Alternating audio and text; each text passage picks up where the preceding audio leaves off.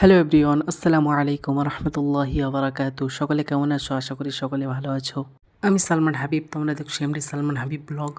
আজ যেহেতু পবিত্র জুম্মার দিন, সেই জন্য গোসল করে নামাজ পড়ার জন্য রেডি হয়ে নিচ্ছি। আল্লাহ রসুল সাল্লাল্লাহু আলাইহি ওয়াসাল্লাম বলেছেন, জুম্মার দিন তোমাদের জন্য একটা ঈদের সমান, এবং জুম্মার দিন সব থেকে ভালো কাপড়টা পরে তোমরা জুম্মার নামাজ আদায় করতে যাবে। জুম্মার দিন যেহেতু আতর মাখা সুন্নত, সেই জন্য আমার পার্সোনালি মক্কা আতরটা খুব ভালো লাগে। এবার আমি নামাজ পড়তে যাওয়ার জন্য পুরো রেডি হয়ে গিয়েছি। দেখতে দেখতে আমি বটতলা মসজিদের এখানে চলে আসলাম। মসজিদে এসে দেখলাম খুতবা শুরু হয়ে গিয়েছে। খুতবার শুনে সমস্ত নামাজ কমপ্লিট করে অনেক জোরে বৃষ্টি আসছে, তাই এখানে আমরা বসে বসে গল্প করছিলাম। ভাইয়ারা গল্প করছে আর আমি চুপচাপ গল্প শুনছিলাম। বৃষ্টি একটু থামতে বাড়ির দিকে রওনা দিলাম। বাড়িতে এসে ছাদে চলে আসলাম। এসে দেখি অনেক স্লিপ হয়েছে ছাদে, অনেকদিন আসি না, তাই ভাবলাম বৃষ্টিটা উপভোগ করি। ছাদ থেকে নেমে খাওয়া দাওয়া করে শুয়ে পড়েছি।